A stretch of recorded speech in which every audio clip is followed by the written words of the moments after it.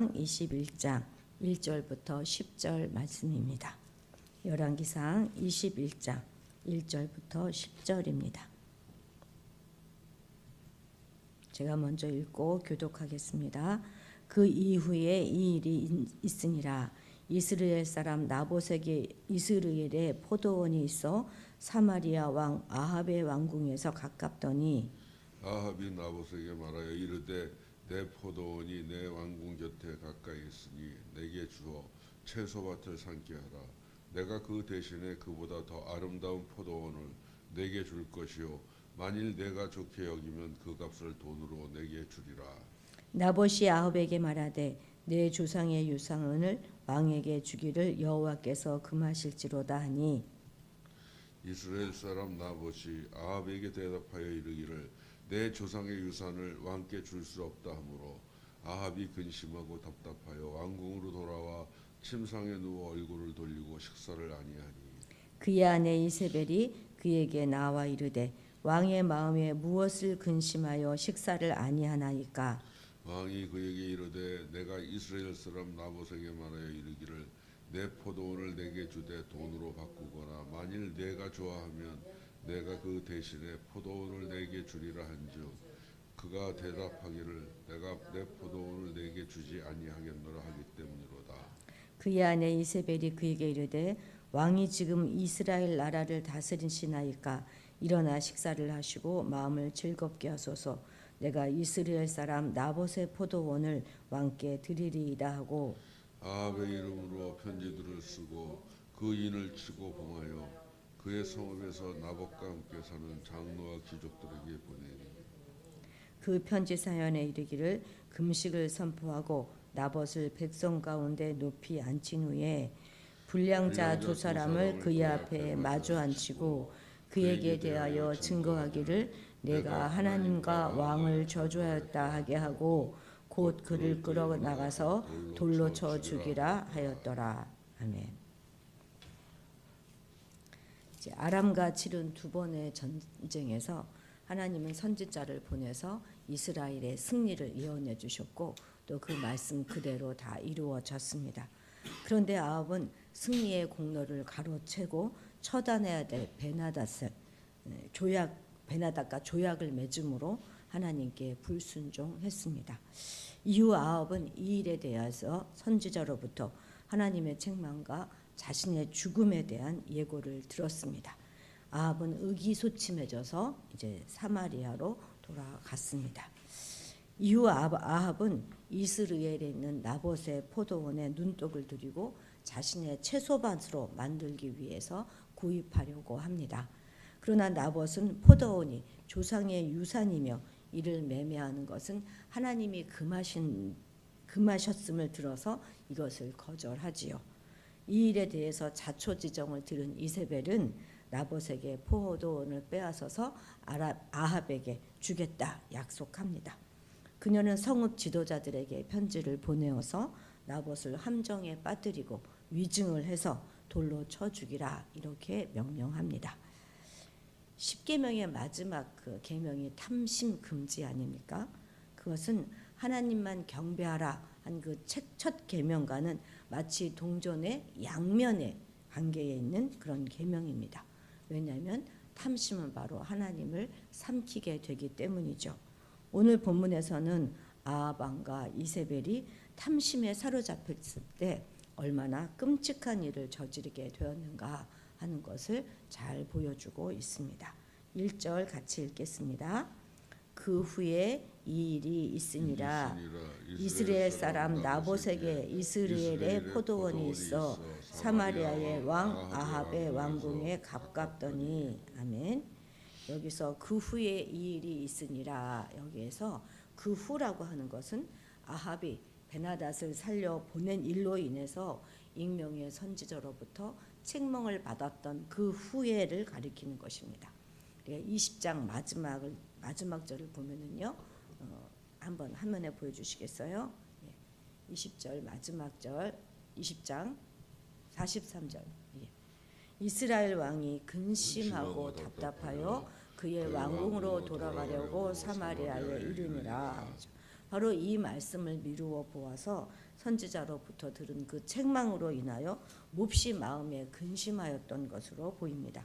근데 물론 이렇다고 해서 아합이 회개했다는 의미는 아니지요. 여기서 근심하고 답답했다 하는 말은 오히려 매우 불쾌하고 기분이 나빴다 정도의 의미를 지니고 있습니다. 그렇지만 어쨌든 이 선지자의 책망은 아합의 마음속에 어떤 충격을 주었던 것만은 사실이라 보아도 좋을 것입니다. 그리고 이제 그로부터 얼마 지나지 않아서 바로 이 나봇의 포도원 탈취 사건이 일어난 것입니다. 일반적 상식으로 그 책망을 잘 기억하고 자숙해야 마땅할 그때에 아합은 이미 자기의 그 궁정의 그 정원을 확장하고 아름답게 꾸미는 일에 마음을 빼앗기고 있었습니다. 결국 그는 그 어떤 책망도 가슴에 오래 담아두지 못하는 인물이었고, 그리하여 책망으로부터 어떤 것도 배울 줄 모르는 그런 어리석은 자였던 것입니다. 사실 사람은 칭찬보다는요, 책망을 더 오래 그리고 더 뚜렷하게 기억하는 법입니다.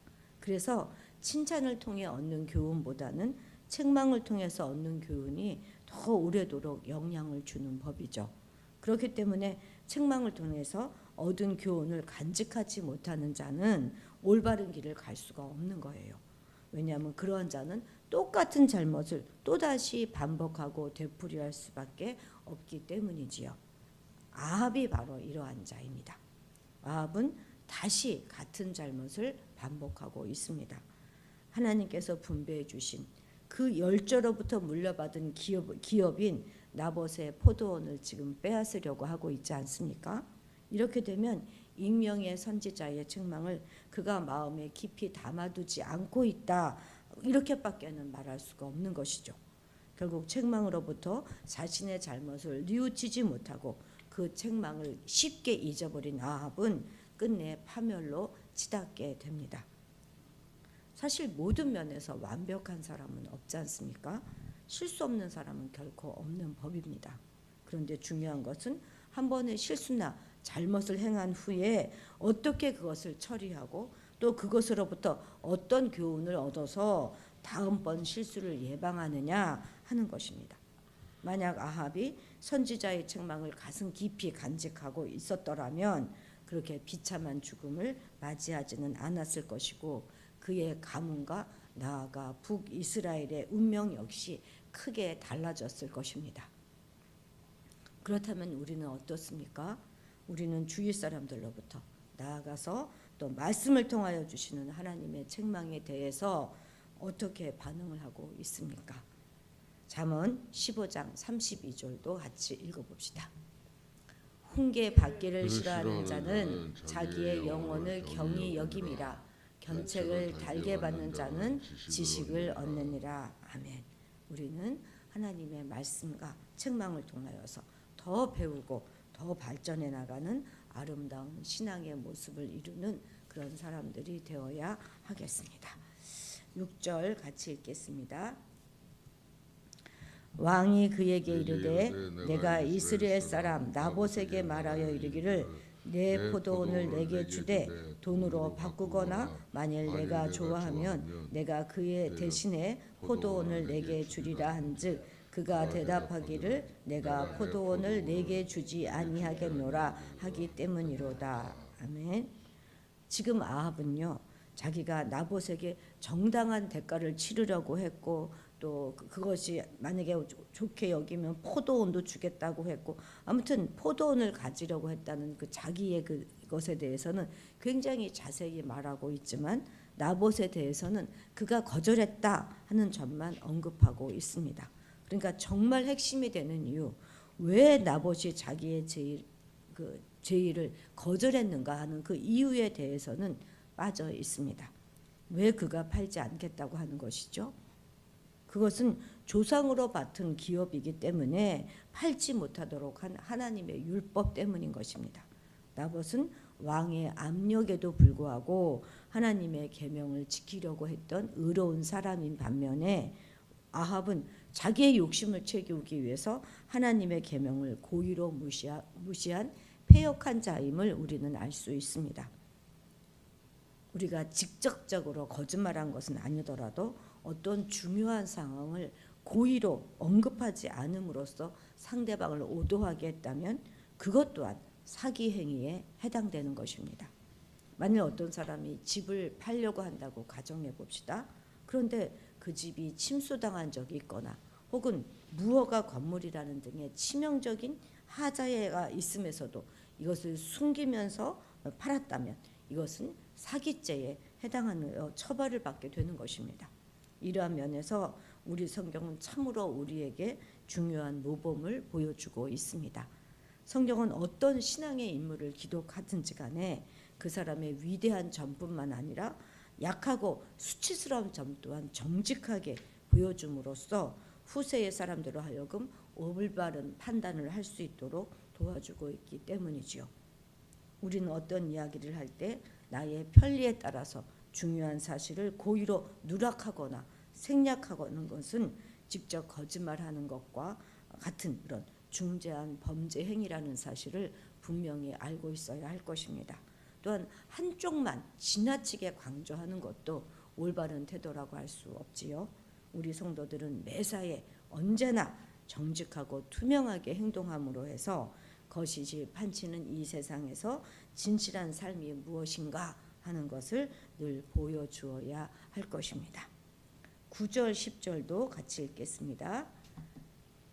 그 편지 사연에 이르기를 금식이 선포하고 나봇을 백성 가운데 높이 앉힌 후에 불량자 두 사람을 그의 앞에 마주 앉히고 그에게 대하여 증거하기를 내가 하나님과 왕을 저주하였다 하게 하고 곧 그를 끌고 나가서 돌로 쳐 죽이라 하였더라.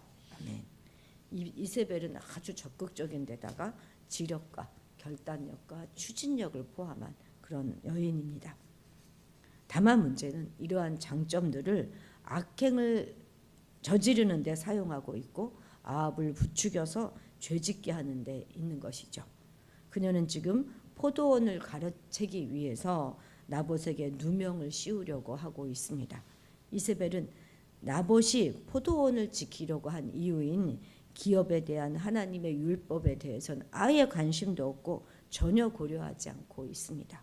그러나 나봇을 모함하여 죽이려고 할 때는 놀랍게도 이 율법을 적극 활용하고 있습니다. 이세벨은 하나님을 두려워하지 않는 바알의 딸 아닙니까?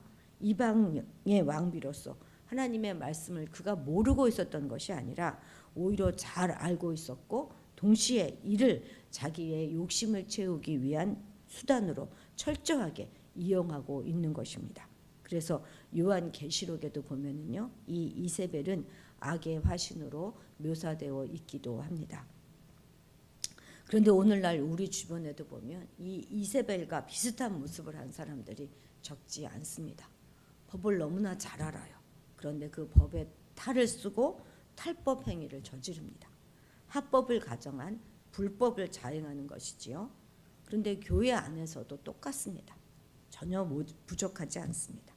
하나님의 말씀을 전한다고 하면서 그 말씀을 자기 입장을 내세우는데 이용하기도 하고 타인을 비방하는 목적으로 또는 겁주는 목적으로 사용하는 경우도 있지 않습니까?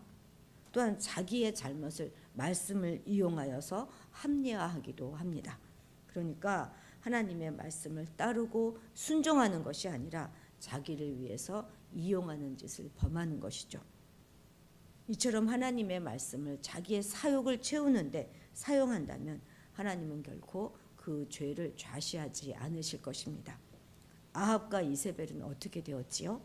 하나님의 심판을 받아서 아주 처참한 최후를 맞이하지 않았습니까?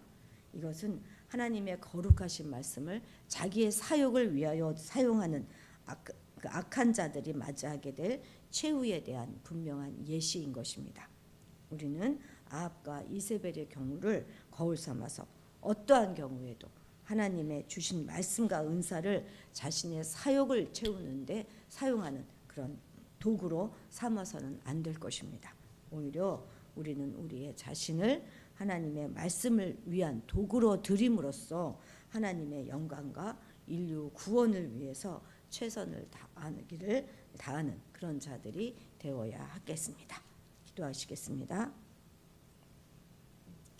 하나님 아버지, 우리에게 순수한 믿음의 양심과 순전한 마음을 허락하여 주셔서 어떠한 경우에도 하나님의 말씀을 우리 개인의 욕심을 채우는데 사용하지 않게 하옵소서.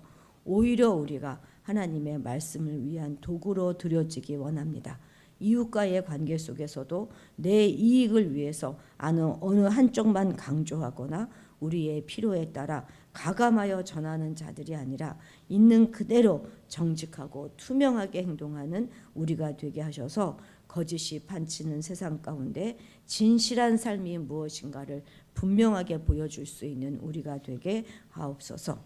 하나님, 우리에게 듣는 귀를 허락하여 주셔서 책망의 소리, 견책의 소리에 반응할 수 있는 보드라운 성품을 갖게 하옵소서.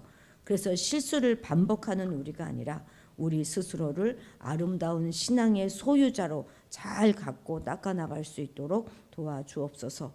그래서 진실로 향기 나는 주님 닮는 그런 그리스도인이 되게 하옵소서.